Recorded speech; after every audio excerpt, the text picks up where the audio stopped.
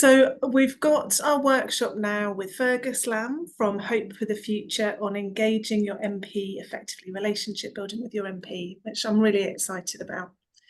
Fergus is a policy engagement officer at Hope for the Future, which is a climate-focused democratic engagement charity that works to bring ordinary people together and with their elected representatives to see ambitious action on the climate and nature crises. And Fergus works to support individuals and communities through the process of engaging with our politicians, and also produces workshops to upskill the climate movement too.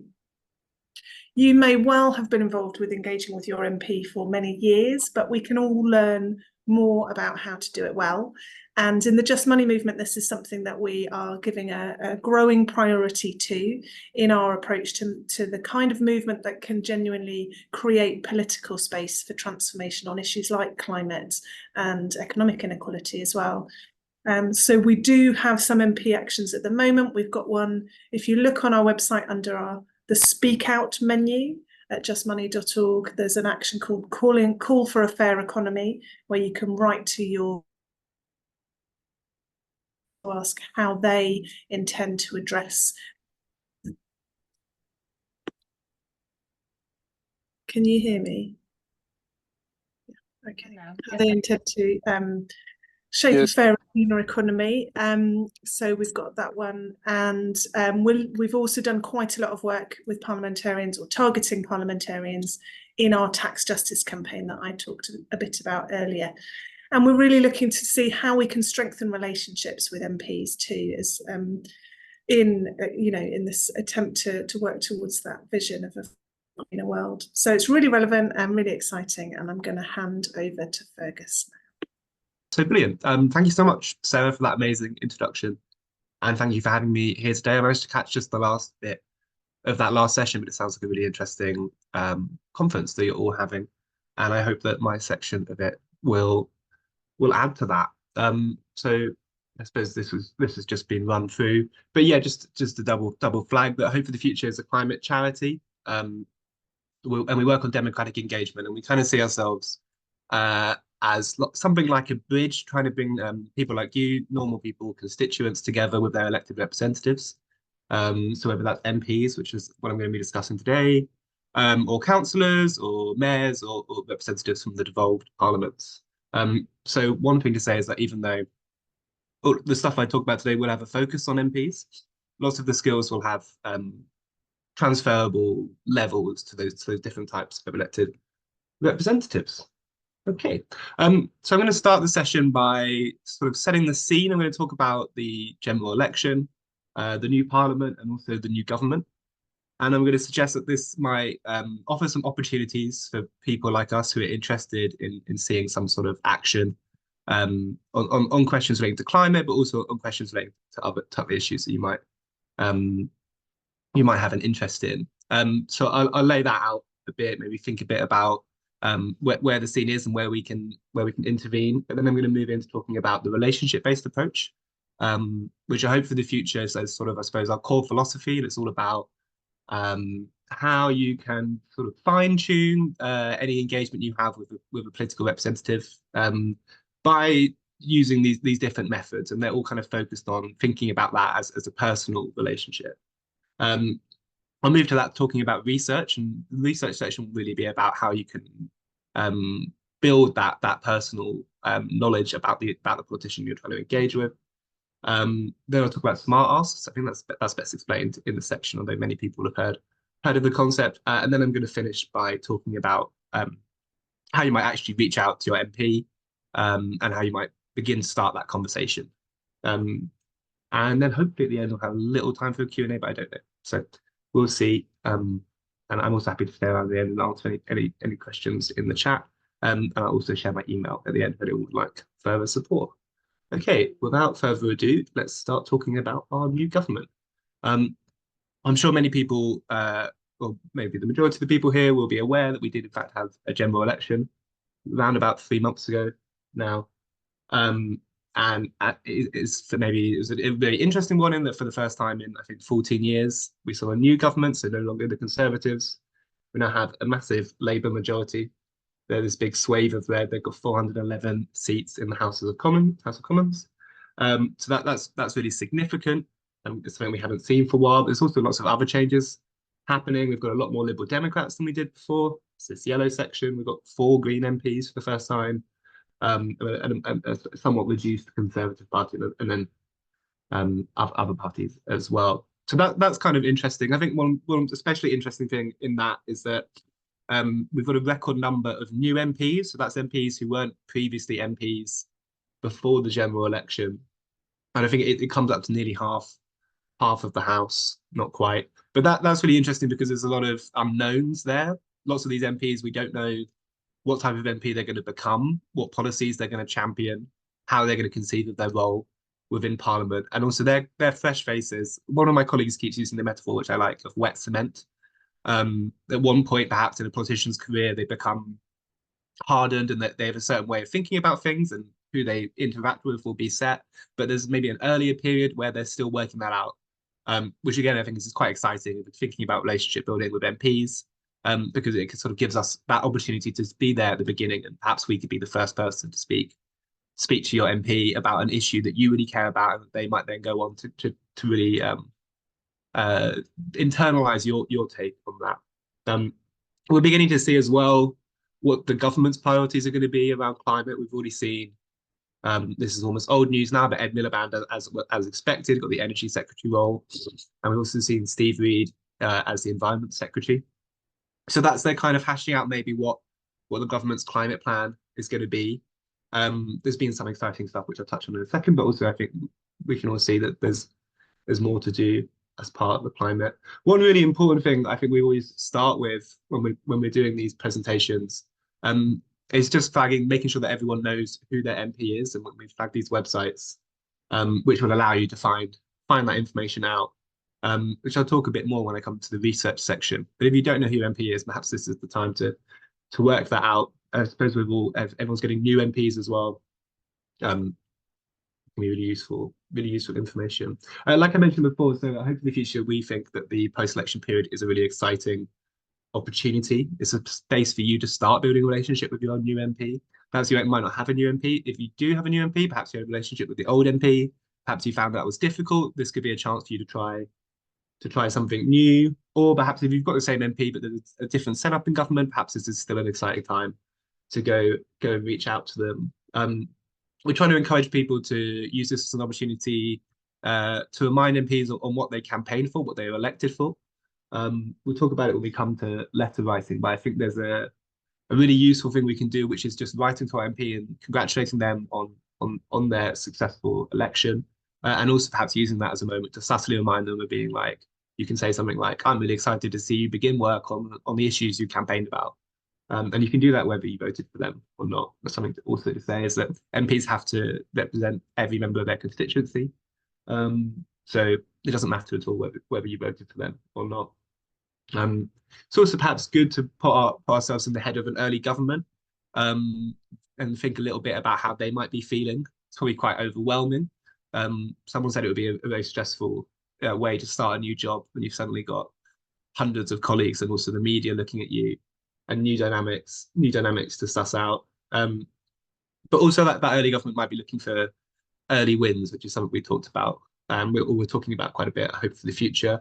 And this is this kind of idea that they want to be proving from the get-go why they were elected, and somewhat delivering on some of their promises. So this can be a really good thing to keep in the back of your head, because it means that if you want to go and speak to your MP and you might think, well, this is an easy win that either that MP can campaign on or the government should be supporting, that can be a really productive conversation because you're helping them, and you're pointing out how they can have these early wins. So that's the framing which we would recommend.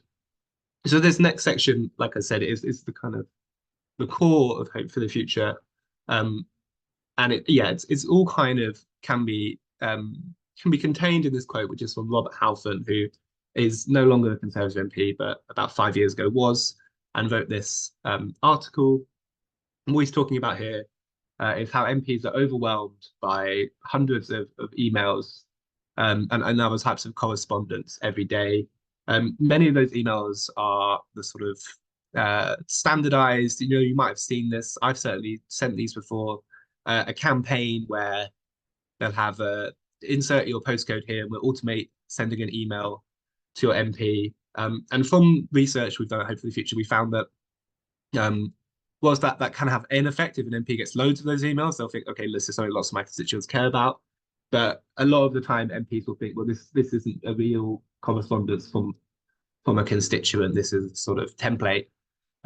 So in a way, what we do at Hope for the Future is trying to think about how to have a more personal and local approach to this engagement. And for me, I think that can be summed up by this. 2 seconds.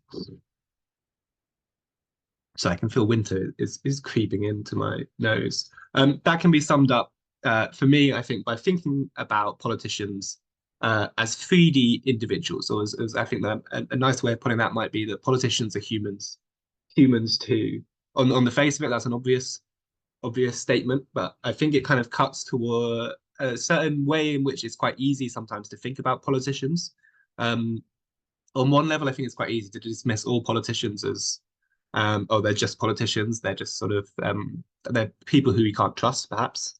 Or it's easy, and I think this is perhaps the most common one, to think about your MP in particular as kind of like an avatar for their party. They're like a sort of a non-person that stands in for say Labour, so that when you vote for that MP, you're voting for the party and not for the MP, which is something that perhaps the political system pushes us to think about. But what we think can be quite interesting and a useful way to reframe that is to think that actually they are also an individual, and we elect them as an individual. And as an individual, there's a couple of different things that we think you should focus on. So one thing I'm going to talk a lot about in this section is that as an individual, they have their own interests, passions, backstories, perhaps neuroses or things that they think about in a funny way. They can be really helpful to think about those a little bit. As an individual, also they're someone who we can work with. One aspect perhaps of thinking about politicians as stand-ins for their parties is that it can be easy to think about every conversation with them has to be something of an attack, especially if we don't agree with something their party's doing. But what we think about is that if you're starting from the place that we're thinking about politicians as fully fledged human beings, we might think, well, that's actually not going to lead to a productive conversation if we go in from that sort of from the outside as an attack. So what we try and get people to do at Hope for the Future is to think about how they can have a mutual relationship with their politician. They can have something where they're working together. And I think that working together frame is really useful, especially lots of politicians. This again has come up a lot in our work. They're anxious about engaging with members of the public. They've had bad experiences. And obviously that's part of politics. We, at the same time as we think it's useful to have this relationship building approach, we also acknowledge that sometimes in politics, there's also that holding people to account is really helpful. But as a result of that, perhaps sometimes they've got their defenses up, and that can lead to conversation breakdown, even when you might think, I'm just trying to work with them or trying to speak to them. So that's something to think about. And a lot of what we go into will be about how we can perhaps ease those defenses or help those defenses to help us to get around those defenses. So there's a couple of things I think are really useful to think about. And when we get into research, I'll talk a little bit about how you might find out these different things. One thing that's really useful, I think, is if you know your MP's motivations. So there's an alarm clock on there because I think we can think about this as this is the reason they might get out of bed every day. This is the reason they do that job. And that can further be split into 2 different categories, which we might think about a public motivation. So this is something that an MP will publicly declare as why they do their job. It might be something like to improve people's lives, to protect democracy, or to produce a legacy of good work. And these are things you might see in their speeches, where they're saying, this is what I really care about, and this is why I do this job. And then there's only on the other side, perhaps there's private motivations, which doesn't necessarily mean bad motivations. I think probably every MP is a mixture of these two categories, but definitely there's a sense that MPs might be looking for good publicity, prominence, or power. They might just want to make a name for themselves. There's these other more individual aspects, I suppose, of why someone might become a politician. And the good thing, I think, about knowing motivations is that it gives you that ability when we go to speak to politicians to frame it in such a way that we're going to show how by them helping us, they're also helping them to do the thing that they get out of bed to do. So we're helping them to save people's lives or to produce a legacy into the future. Perhaps we might think about how we might encourage them to work with us by sweetening it with something like offering good publicity. We're working, Hope for the Future, we've worked quite a couple of years now with a group called the Nature Friendly Farming Network, who is a sort of an organization representing farmers who are interested in sort of ecological agricultural work. And they run a program which I think is really clever called Suits to Welly Boots, where they get MPs to visit these farms, or these farmers that are pioneering these methods. And one thing they discovered is that MPs love to go to these visits because it gives them an opportunity to get a photo of them with their welly boots on, standing on a tractor, and kind of cosplaying as a farmer. So that's one way in which perhaps you can use the private motivations to get these MPs to work with you. And this is all also, I suppose, kind of related to another thing, which is thinking about an MP's story. So this again, I suppose you can split into two different sections. Story might be what has led them to become that MP. So that's thinking about previous roles. Perhaps they might talk about a key moment that made them want to go into politics. Perhaps you might see when you're looking at their story, you might see, oh, actually, this previous role this MP has had, this job perhaps they had outside of Parliament, suggests that they might be really interested in thinking about politics from this angle. But on the flip side of that, we might also think about how they talk about their future story or what legacy they hope to leave. Again, that's maybe related to motivations because it's something we can then use when we're trying to persuade them to work with us. And finally, in this section, we also think about, I think this is a really useful one, how your MP speaks about values. So what language they use to describe things that they think are good and bad. And this will change quite a lot. Sometimes it matches onto perhaps their political ideologies or their parties, but not always. But if you can work out, say, perhaps my MP really speaks, for instance, of independence as a virtue, or tradition, or freedom, you can think about how am I going to frame my issue so it shows that it can help them to sort of support that value. And I think often with climate issues, and this is something we'll talk about in a second, but you can always make them to fit those values without really doing any sort of disservice to the thing that you really care about. Perhaps this can all be summarized by the notion of finding common ground, which lots of people will have heard of before. But Hope for the Future, we think of common ground as that area in which your interests overlap with your politicians, or in this case, your MPs. And sometimes that's going to be massive. You might have an MP where you think, well, I actually agree with them on loads of different issues. They're really supportive of the things that I care about. And that's really great. And common ground can still be useful because then there'll always be areas perhaps where you think that MP can work more on this particular issue. So then you can use it. But I think common ground comes into its own, especially when we're trying to have conversations with politicians who we might not think we have much common ground with. We might think they're actually quite antithetical to my issues, or they don't care about them. Or I don't know perhaps where they stand. I think the best thing about common ground and the way to think about it would be that I think it can be really helpful to start any sort of conversation you're having with a politician on these areas. So start by focusing on the areas where you already agree, instead of starting from the areas where you disagree. So you might think, I've got hardly any area of common ground. I'm going to start by talking about how much I disagree with this MP. But what we find is that if you do that, that will often lead to that conversation breakdown. And we talked about before, the MP will probably feel like they're being attacked on some level, and they'll want to get away from you. They won't want to continue having this conversation. Whereas if you start from perhaps the small area where you think, okay, I don't think this person's perhaps great on the climate, but I know that they're a cyclist, and I'm also a cyclist. Perhaps I'll talk to them about cycling. Or perhaps this might be a more specific issue to the people in this call, but you could talk about, you might think this MP doesn't share much of my opinion, but I know that they have some relationship to the church, so perhaps I could start by talking there. You kind of start on that area, and that gives you a stronger ground to then work out into those areas where you disagree and begin to have really useful conversations.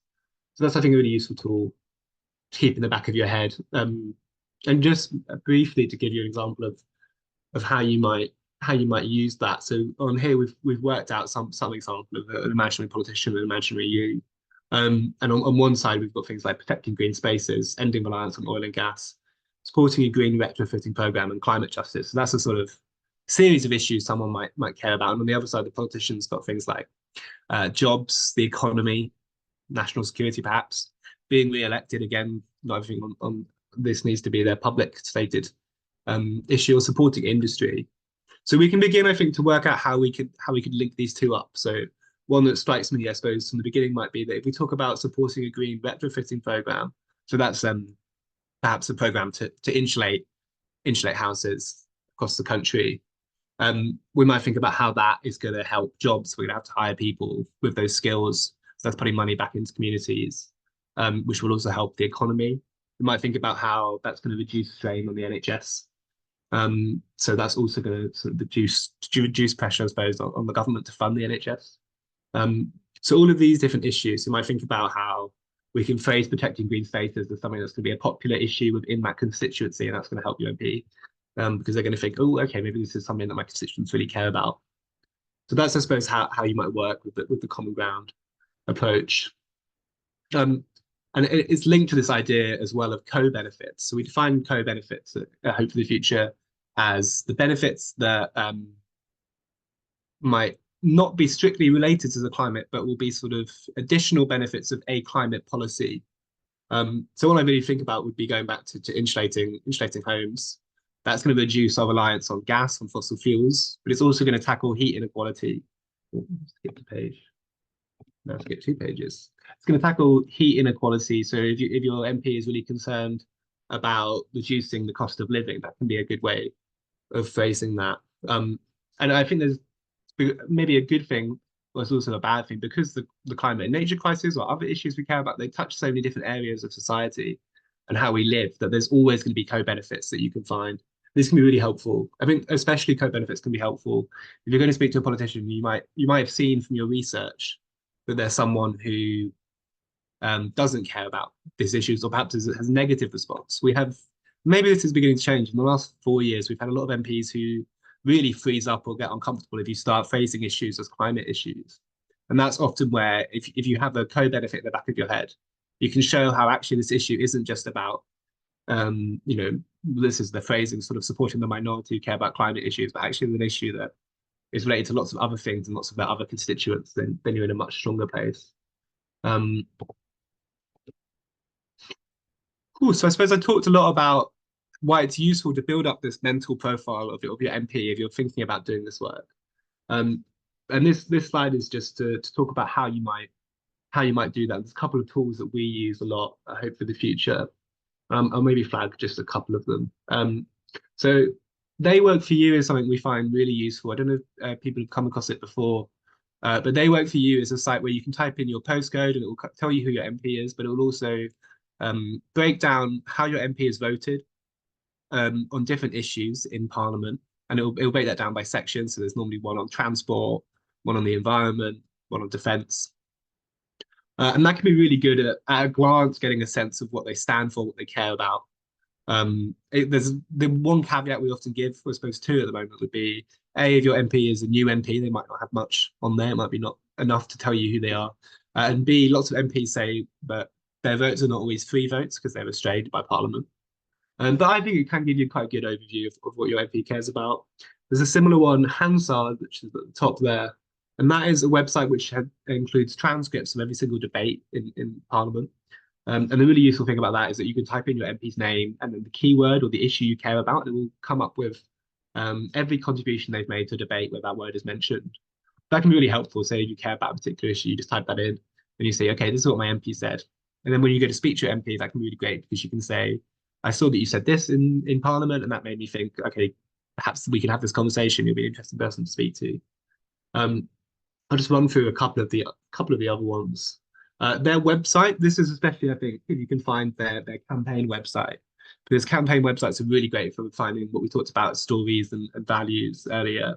I read a lot of campaign websites during the general election, and there's quite a cliche version of a politician's backstory they always give, which is some version of they grew up in the local area, they had jobs in these key places, and it really showed them why they cared. But it can be really good, I think, to learn that language. You can learn other things about their background, I suppose, by thinking about the local press, or the Wikipedia can be really useful, actually. Party manifestos, just find out what they signed up for, what they ran on in a general election, if they are, unless they're an independent MP, of course. And finally, YouTube's on there just because we often think a really good way to find out all of these answers is to find your MP's maiden speech. So maiden speech is the first speech an MP makes in the House of Commons. And it's normally a time for them to sort of set out their stall, to say why they went into politics and what they care about. So those are some useful tools. I think we've shared the slides with the Just Money group. So if anyone is interested in catching these, I'm sure that they can be shared further. I'm just going to keep an eye on the clock, but I think we're making good time. Another key part of our approach is the SMART Ask idea. And many people might have heard of this acronym of SMART before. It's sometimes used. I've heard it, for instance, in the corporate world, but we use it in a slightly different way. And it's all about trying to make sure that when we actually come to speak to a politician and we make a request, that we're doing it in a way that's going to make sure we have the best possible chance of something tangible actually coming out of that. And these are sort of things you might think, okay, they're not so much a checklist because perhaps no request is going to be perfect and hit all of them, but they're good things to keep in the back of your mind. That's making sure that your request is specific. So you don't want to start with something like, I want to see some action on climate change, or I want to see some action on reforming the economy. It's much better if you can to say, I want to see action on this specific thing that will move them closer to that more general thing. And this is because if you ask something specific, perhaps for an MP to support a specific bill that's coming up in Parliament, or to stand up and speak on this particular issue, if you ask them for something specific, you then got some degree of accountability. I think they can always say, for instance, if you say I'd like to see some action on climate change, they can always perhaps go, well, my MP, my role within Parliament, the government I'm supporting is doing something on climate change. But if you go, I would like to see ending subsidies for greenwashing and on these particular industries, so you're in a better ballpark, I think. And then if something specific, it's also going to be measurable. It'll be something that you can check that they've done. So that's again thinking about accountability. Achievable is really useful. You can take this in a couple of ways. I suppose what I would say is you don't want to go to your MP and say, I want you to, fix climate change, to end our global reliance on oil and gas, because they'll probably say, I'm an MP. I'm one part of a whole that's only related to the national level, and then this is a really global issue. So they're going to say that's not achievable. The same way you might want to think about what their role is with it as an MP.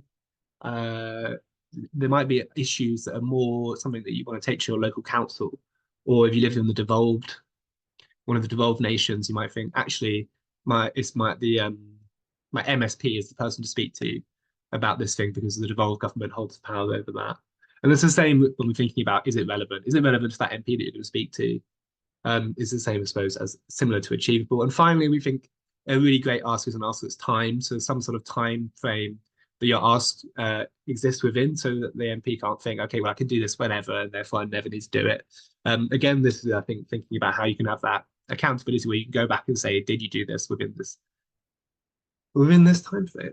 I'm just going to run quickly through one example where, so this is what we imagine is a not smart ask, but at the same time, what we would say is that this is an ask which obviously its heart is in the right place.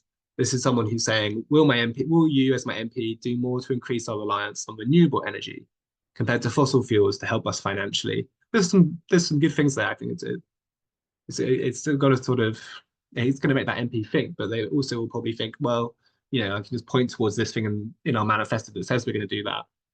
Even if that might be actually a more complicated issue. So this is a version of that that's been reworked through the sort of smart lens. And it now goes, will you as my MP propose an amendment to the UK government's energy bill calling for new measures to ensure that local communities benefit from onshore wind farms, including recycling a percentage of the gross revenue of new wind farms, solar hydro, and other renewable developments back into the community through benefit funds? So that you can see already that's a lot more specific.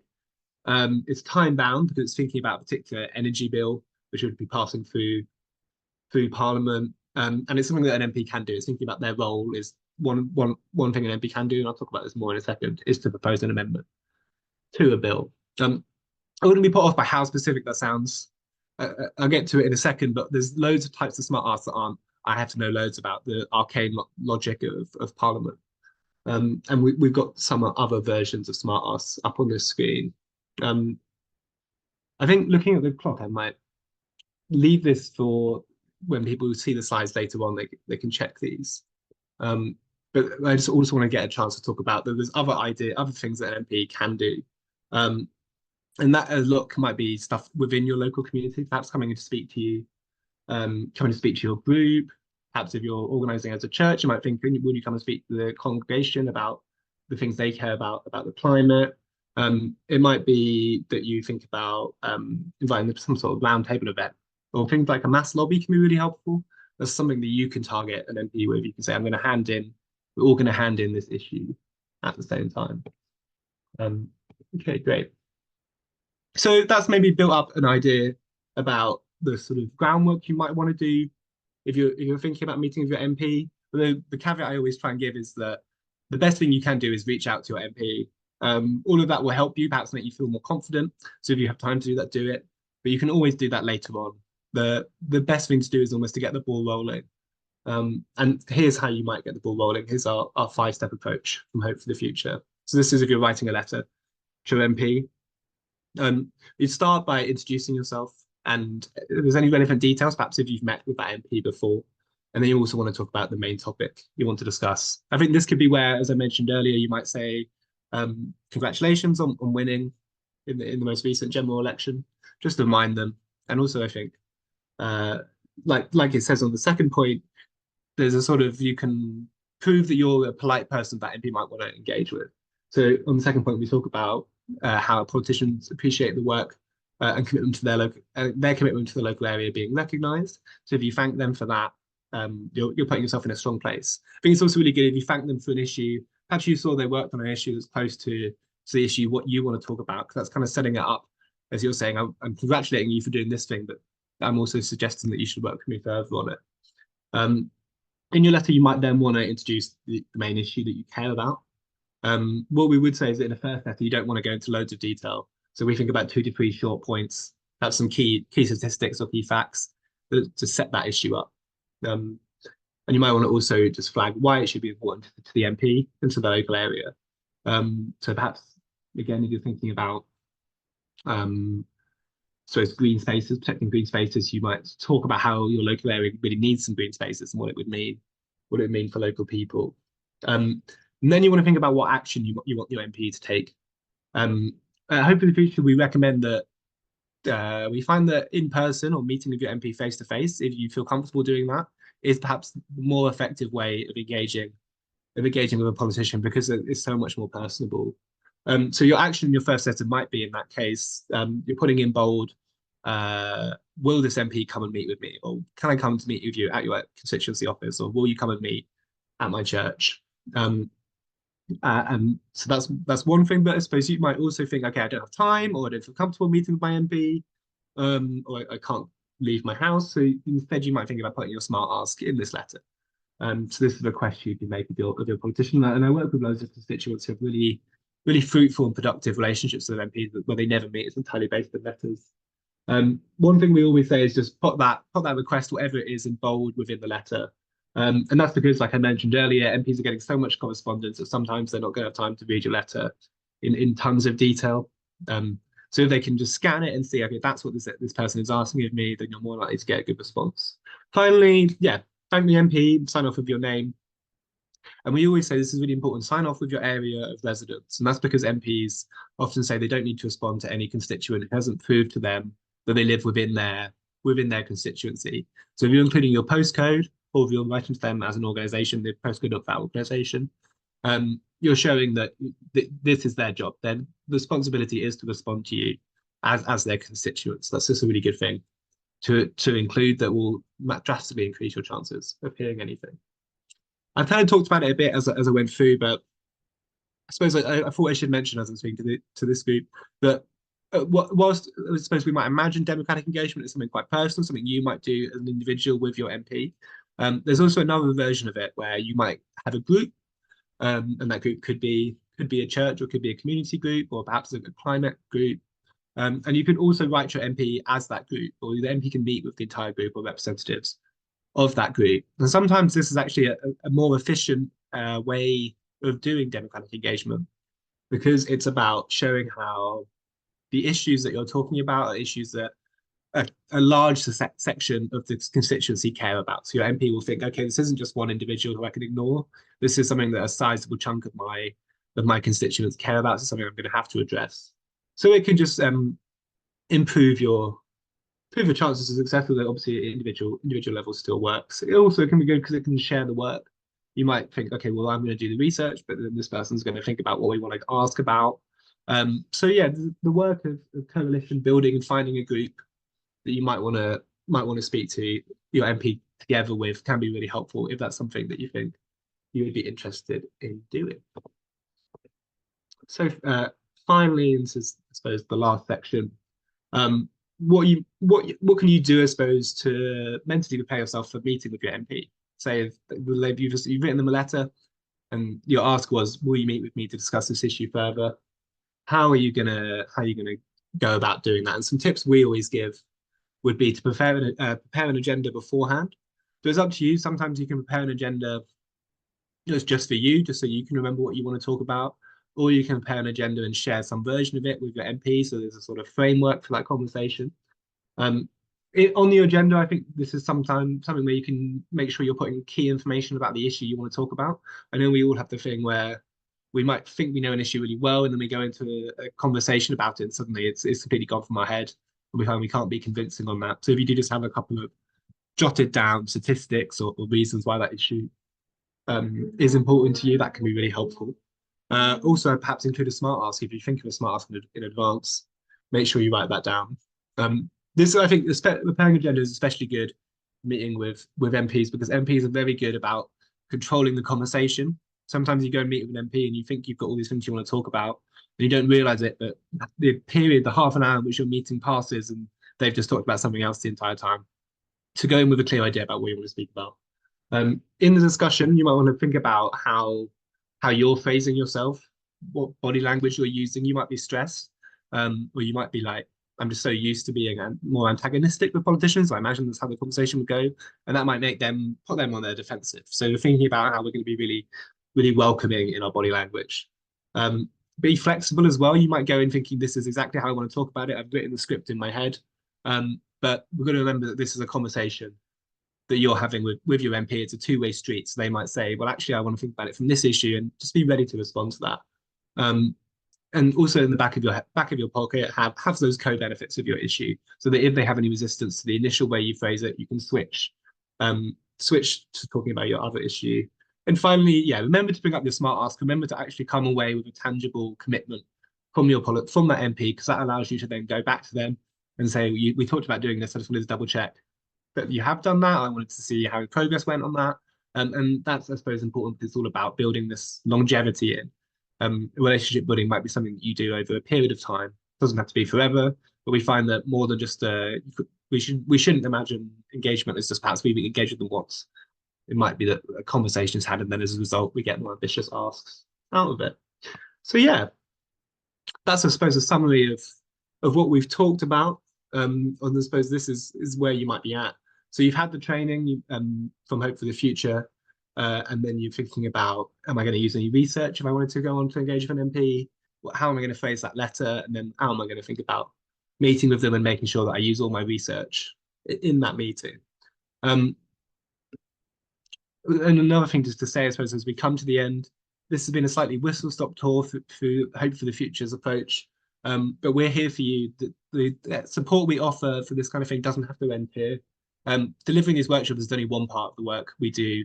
The core of what we do is all about working with constituents like yourself to support you through engaging with your MP, and we can do that in different ways. So for instance, we help by doing the research sometimes. We know that people can be time poor and won't have time to do all of that work, so that's something we can do. We also help by getting MPs to meet with you, or by facilitating the conversation with the MP. So that's just a flag that we are here for you. You can go to our website and request further support. And also on our website, we have a series of resources, which are on the screen currently, and we're always updating them. And that's just giving you more tips about the types of things I have discussed today. Okay, I don't know if I have time for questions, but I hope that was useful and you got something out of that. Thank you. Thanks so much, Fergus. That was brilliant. If people do, I mean, we've got maybe 2 minutes if people want to put a question in the chat. I was just going to mention 3 things to kind of embed this in what Just Money Movement's doing. The first thing I mentioned earlier on this morning about our fair economy action. The link is in the chat for that. And that's doing exactly what you said, Fergus. It's saying welcome to newly elected or re-elected MPs. Here's a few of our concerns. It's a template email, but you can adapt it so that it's not as generic. So do take that action if you haven't done already. If you get a reply from your MP, please could you email it, forward it to us at Just Money Movement, because we are trying to do more of this building relationships as an organisation as well. And so it would be really helpful to see if there are particularly interested and engaged MPs that we can think about engaging with. The second thing, if you're really keen on building a stronger relationship with your MP, the Just Money Champions programme that George talked about at the beginning of the morning might be for you, because that's really about this kind of deeper level of engagement. How can we go and meet with our MP and properly talk to them about some of the things we're working on? And we're planning on doing some of that in the coming months. So do get in touch with us, get in touch with George or Matt or any of the team really if you want to find out more about Just Money Champions. And finally, that point about working with churches, that's something we're definitely keen to do, and we're thinking about how we can help people in Just Money Movement to maybe invite their MP along to their church, perhaps as part of Tax Justice Sunday and Fair Tax Week next June. So look out for information about that. But if you have other ideas as well, any of you, please do let us know. And the Hope for the Future website link is in the chat too.